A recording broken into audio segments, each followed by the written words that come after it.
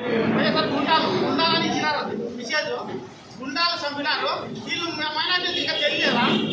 కుటుంబాన్ని నందాలు చంపి వాళ్ళకి మైనార్టీలు అర్థం కాలేదు రైళ్ళకి అని అన్నీ చెప్తున్నాను.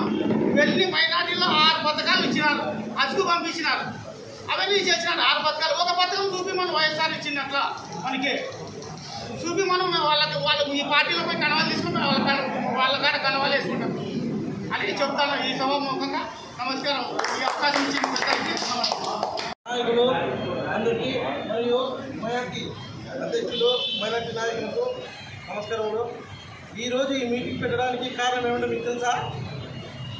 ఈరోజు మన దర్గాలో వైఎస్ఆర్ కాంగ్రెస్ పార్టీ వాళ్ళు ఒక అరాచకం చేస్తున్నారు. దాన్ని ఏమనగా మైనార్టీ మీటింగ్ అని చెప్పి అక్కడ పిలిపించి నడవాలు వేస్తున్నారు.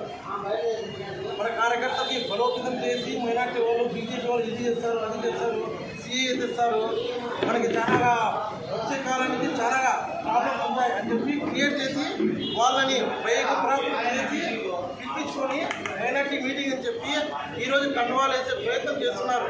కానీ సగానికి సగం మంది అక్కడ వాళ్ళకి తెలియదు కండువాలు వేస్తారంటే. ఆ మీటింగ్ ఎందుకు పెట్టినారో కూడా వాళ్ళకి తెలియదు. మనం ఏం చేయాలి? ఇప్పుడు కలిసికట్టుగా ఉండి 2014 బీజేపీ ఉంది, కానీ మా మైనార్టీ వాళ్ళు ఎటువంటి హాని జరగలేదు. అది ప్రతి ఒక్కరికి తెలుసు.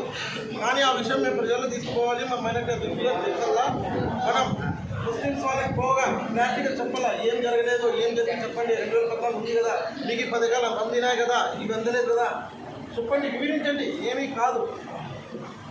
మేమంతా కలిసికట్టుగా పోతే ఖచ్చితంగా చంద్రబాబు నాయుడుకి సీఎం చేస్తాము, జయరామన్నకి ఎమ్మెల్యేగా కూర్చోబెట్టి ఖచ్చితంగా చేస్తాము. ఇది మాత్రం వాస్తవం. ఇంకా ఎటువంటి అద్భుతం లేదు.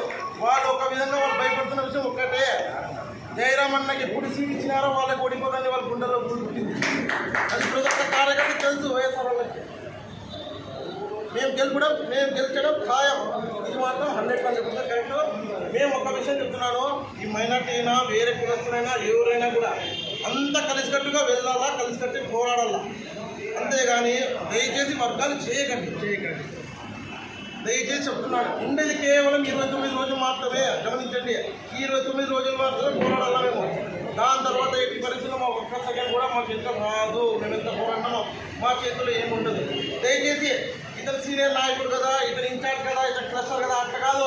పార్టీ కుటుంబం అంటే పార్టీ కుటుంబం మొత్తం పార్టీ కుటుంబ సభ్యులే.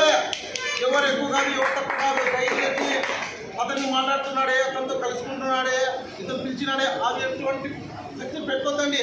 మీ వాడ మీరు తక్కువండి, మీ ఫలితం మీకు తప్పుతుంది ఖచ్చితంగా. ఆయన ఎవరు మాట్లాడలేదని అంత మంచిగా ఏం పెట్టుకోద్దండి. దయచేసిగా కలిసికట్టుగా అందరూ సహకరించి జయరామన్నకి ఎమ్మెల్యేగా కూర్చోబెట్టాల్సిందే. ఇది 100%. దయచేసి మీరు సహకరిస్తారని నేను అనుకుంటున్నాను. ఏమైనా తప్పు కావాలంటే మన్నించండి.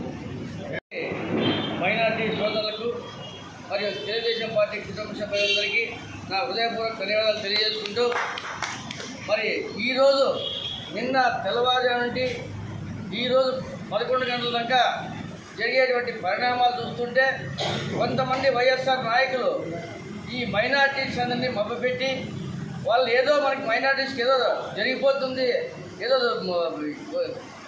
భూకంపం వస్తుంది అలాగే వాళ్ళందరూ భయపడించి వైఎస్ఆర్ పార్టీకి ఆకర్షితం చేసుకునే ఎన్నో క్విక్తులు పడుతున్నారు. ఈరోజు మీ మైనార్టీస్ మేము చెప్పాల్సింది ఏం లేదు. 2014లో చంద్రబాబు నాయుడు ముఖ్యమంత్రి అయితేనే మైనార్టీస్ ఎంతగా లబ్ధి పొందినారో ఈరోజు మన మైనార్టీ సోదరుల ద్వారా మీడియాకి తెలియజేసినారు. వాళ్ళు అందులో మైనార్టీ కాలేజీలు అయితేనేమి, మైనార్టీ షాదీఖానాలు అయితేనేమి, మైనార్టీలకి దుల్హాన్ పథకాలు అయితేనేమి, మైనార్టీకి రంజాన్ తోఫాలు అయితేనేమి, మైనార్టీ కార్పొరేషన్లు పెట్టి పేద మైనార్టీలకి లోన్లు అయితేనేమి, సబ్సిడీ లోన్లు, మరి ఇన్ని సౌకర్యాలు కల్పించినటువంటి చంద్రబాబు నాయుడు మీద బురద జల్లి ఈరోజు ఏ మైనార్టీకి కూడా ₹1 సహాయం చేసిన పాపాను వల్ల 5 సంవత్సరాల నుంచి ఈ ముఖ్యమంత్రి కానీ, జగన్మోహన్ రెడ్డి కానీ, ఎమ్మెల్యే వెంకటరామరెడ్డి కానీ ఏ రోజు మైనార్టీల గురించి ఇంత తాపత్రయం పడిన రోజు ఏ రోజు లేదు. ఏదో ఇద్దరు ముగ్గురు మైనార్టీలు తీసుకొని కొన్ని అక్రమ వ్యాపారాలు, కొన్ని సక్రమ వ్యాపారాలు ఇద్దరు ముగ్గురు లీడర్లు కల్పించి వాళ్ళని దగ్గర పెట్టుకొని ఈరోజు వాళ్ళు ప్రచార రథాలుగా వాడుకుంటున్నావు. ఎందుకంటే ఆ ముగ్గురు నలుగురు లీడర్లు అక్రమంగా సక్రమంగా డబ్బులు సంపాదించుకున్నారు. మళ్ళా జగన్మోహన్ రెడ్డి ముఖ్యమంత్రి అయితే, వెంకటరామరెడ్డి ఎమ్మెల్యే అయితే మన అక్రమ వ్యాపారాలు మళ్ళా సజావుగా జరుగుతాయని చెప్పి దురుద్దేశంతో ఈరోజు మీ అందరినీ మైనార్టీలు వాడుకుంటున్నారు తప్ప ఏ మైనార్టీకి, పేద మైనార్టీకి కానీ పేద మైనార్టీ మహిళలకు కానీ ఏ రోజు 10 రూపాయలు సహాయం చేసిన పాపాలు పోలేదు. కాబట్టి ఈ పామిడి మండలంలో కానీ ఆంధ్రప్రదేశ్లో ఉండే మైనార్టీలంతా కానీ ఇటువంటి దుష్ప్రచారం నమ్ముకోకుండా మీకు ఎవరైతే సహాయం చేశారో మైనార్టీలు కూడా మిగతా కులాల్లో కంటే మైనార్టీకి ఎక్కువ తెలివితేటలుంటాయి. ఎందుకంటే మీరు నమ్మితే బ్రహ్మాండంగా నమ్ముతారు. అది మీరు గుర్తుపెట్టుకొని ఎవరు సహాయం చేసింటే మీరు వాళ్ళకే సహాయం చేయండి అని మేము కూడా కోరుకుంటూ, మేము చెప్పేది మీకు అబద్ధమైతే మీకే తెలుసు 2014 నుంచి 2019 వరకు ఎంత లబ్ధి పొందినారు, ఎవరెవరు సహాయం చేశారు. లీడర్లు అయితే కూడా మీ మైనార్టీ సోదరులకు ఎంత సహాయం చేయించారు పార్టీ నుంచి మీ లీడర్లకు కూడా తెలుసు. మరి ఇన్ని గుర్తుపెట్టుకొని లీడర్లు కూడా మీరు కష్టపడి ఈ చేసే దుష్ప్రచారం తిప్పికొట్టి వాళ్ళకి ఇంకోసారి మొగానికి మసిపోస్తే ఇంకోసారి తప్పుడు ప్రచారం చేయకోకుండా మైనార్టీలకు వచ్చి మీ మొగాలు కూడా చూపించకుండా చేస్తారని చెప్పి మిమ్మల్ని అందరినీ కోరుకుంటూ ఈ అవకాశం ఇచ్చే పెద్దలకి ధన్యవాదాలు తెలియజేస్తున్నాను. సభ్యులందరికీ నమస్కారము. ఈ మైనార్టీ మీటింగు ఎందుకోసం అంటే మన చంద్రబాబు నాయుడు గారు పోయిన 14లో ఏ విధంగా మైనార్టీలకి మేలు చేసినాడో, దుర్గా పథకం అయితేనేమి, మౌజన్లకైతేనేమి, మసీదు మరమ్మతులు అయితేనేమి ఇవన్నీ సమకూర్చినాడు.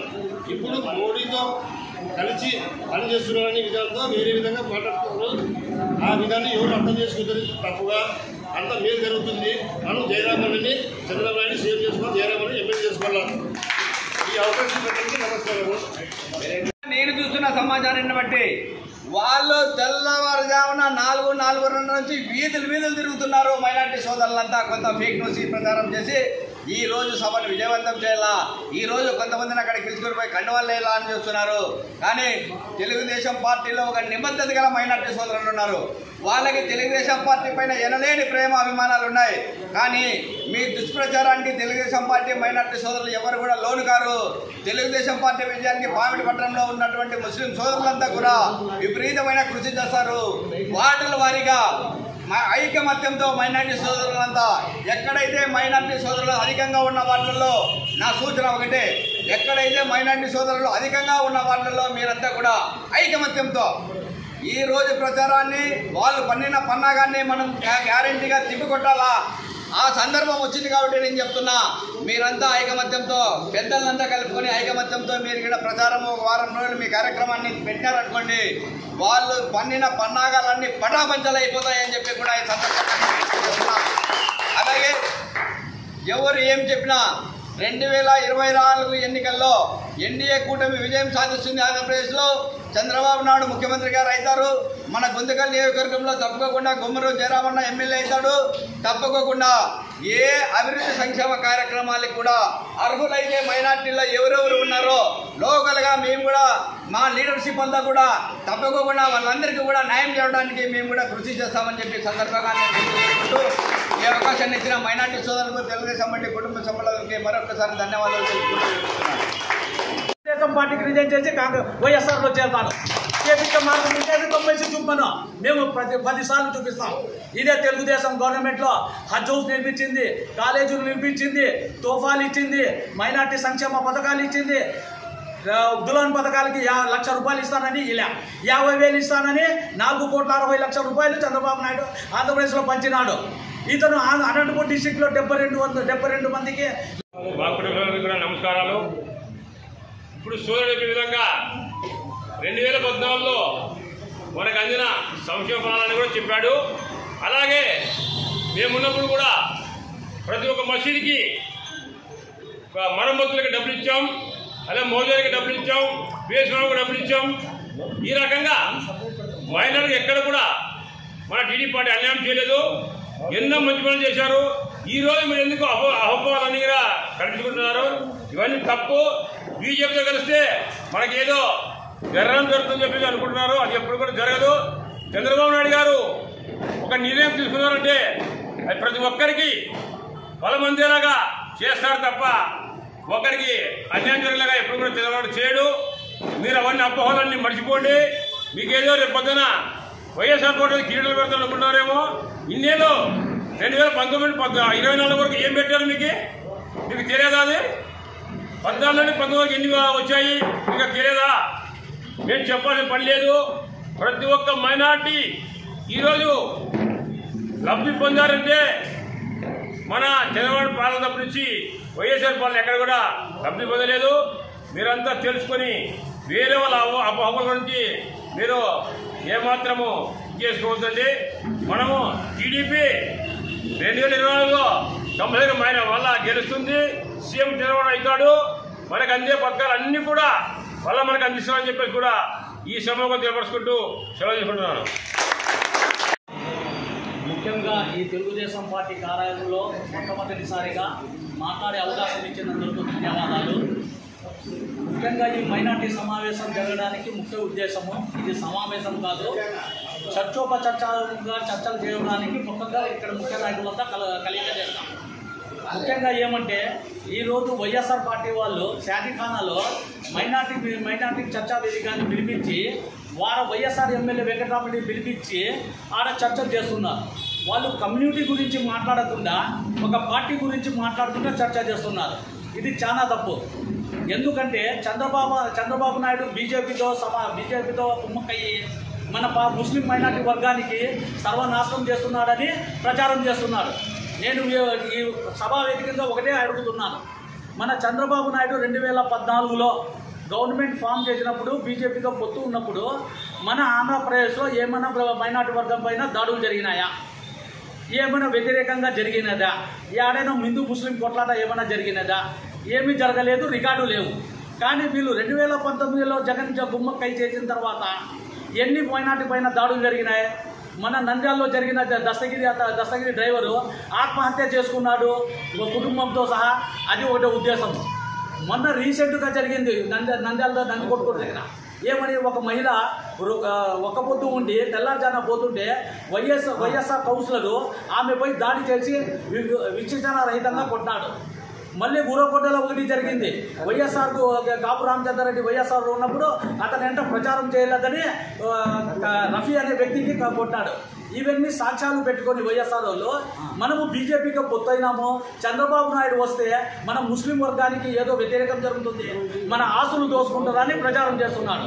2014లో చంద్రబాబు నాయుడు మైనార్టీకి ఇచ్చిన పథకాల్లో కనీసం పాల భాగం కూడా ఈ గవర్నమెంట్లో ఒక్కటి జరగలేదు. అందుకు సాక్ష్యంగా మన ఎమ్మెల్యే 2014 ఉన్నట్టు జితేంద్ర గౌడ్ గుంటకల్లో ఉర్దూ కాలేజ్ కానీ ఉర్దూ మైనార్టీ స్కూల్ కానీ హాస్టల్ కానీ నిర్మించిన 4 కోట్లతో. ఇదే పామిడిలో 4 లక్షలతో ఒక మసీద్ కట్టించినాడు, 10 లక్షల్లో షాదీఖానా పైన బిల్డింగ్ కట్టించినాడు. ఈ 5 ఏళ్లలో ఈ వెంకటరామరెడ్డి నేను మైనార్టీలకు ఇంత చేస్తానని ప్రజెంట్ ఎమ్మెల్యే ఇంత చెప్తున్నాడే. ఇదే పామిడిలో ముస్లిం వర్గాలు ఉన్న వాళ్ళకి ఛాలెంజ్ చేస్తున్నాను. ఈ 5 ఏళ్లలో మా మైనార్టీలకి 20 మంది కలిసి మనము డోర్ తిరగాలా. ప్రభుత్వ పథకాలు ఏమేమి చేరినాయి ప్రజలకి, ఏమేమి చేసినా అందరూ తెలుసు. ఏమేమి చేసినా మా వార్డులో ఏం చేసినా మాకు తెలుసు. డైరెక్ట్ వాళ్ళ ఇంటికి పోయి ఏమేమి చేసినామో చెప్పొచ్చు. ఇంకా 10 మందికి రాబోయే కాలంలో ఎలా చేయబోతున్నాము అవి కూడా ఎక్స్ప్లెయిన్ చేసి అందరినీ కలిసిపోవాలని. ఎందుకంటే ఒక టీడీపీ అంటే అందరు కాదు, అందరూ కలిసి చేస్తేనే ఒక పార్టీ భవిష్యత్తు ఉంటుంది. అందరూ కలిసి ఏది మనస్పర్ధలు పక్కన పెట్టేసి ప్రతి ఒక్కరు కలిసి పని చేయడానికి మా యొక్క మనవి అంతే. సభా వేదిక పైన ఛాలెంజ్ చెప్తున్నాను. మా ఈ ముస్లిం మైనార్టీ వర్గం అంతా ఈ సంక్షేమ పథకాల గురించి ప్రతి వార్డులో నియోజకవర్గం అంతా తిరిగి ఈ సంక్షేమ పథకాలు ఎన్ని చేస్తాడో, వాళ్ళు చేసిందేమి మనం చేసిందేమని ప్రచారం చేసి మైనార్టీ వర్గం వాళ్ళ ఓట్లన్నీ గుప్పగుత్తుగా మన తెలుగుదేశానికి పడేటట్లా చేస్తానని మన మైనార్టీ వర్గం సమక్షంగా వాగ్దానం చేసి ప్రతిజ్ఞ చేస్తున్నాను. ఈ అవకాశం ఇచ్చిన పెద్దలకి మైనార్టీ సోదరులకి ధన్యవాదాలు. కుటుంబ సభ్యులకి అందరికీ పేరు పేరున ధన్యవాదాలు మరియు సామాన్యం. ముందుగా మన నారా చంద్రబాబు నాయుడు గారు 2014లో కూడా బీజేపీకి టేకప్ ఉంది. బీజేపీ టేకప్ ఉన్నప్పుడు కూడా నారా చంద్రబాబు నాయుడు సీఎం అయ్యారు. అటువంటి 2014లో కూడా ముస్లిం సోదరులకి ఎటువంటి హానికరం కలగలేదు. ఇప్పుడు 2019లో జగన్ బీజేపీకి టేకపోయాడు. 2014లో షాదీ పథకం, దుల్హన్ పథకం అయితే ఏమి, రంజాన్ తోఫా అయితే ఏమి, ప్రతి ఒక్కటి మైనారిటీస్ లోన్స్ అయితే ఏమి, ప్రతి ఒక్కటి అందినాయి ముస్లిం సోదరులకి. కానీ 2019లో ఒక్కటైనా ఒకటి ఏమైనా అందినాయా? ఇదే వైఎస్ఆర్ గవర్నమెంట్ 2024లో కూడా మళ్ళా టేకప్ అయింది అని ఊరికే దుష్ప్రచారం చేస్తున్నారు. ఎటువంటి హానికరం అయితే జరగదు. మళ్ళా 2024లో సీఎం నారా చంద్రబాబు నాయుడు గారు అవుతారు. ముస్లిం సోదరులంతా మళ్ళా రంజాన్ తోఫా కానీ, దుల్హన్ పథకం కానీ ప్రతి ఒక్కటి అందుతారని ఈ సభాముఖంగా తెలియజేస్తారు.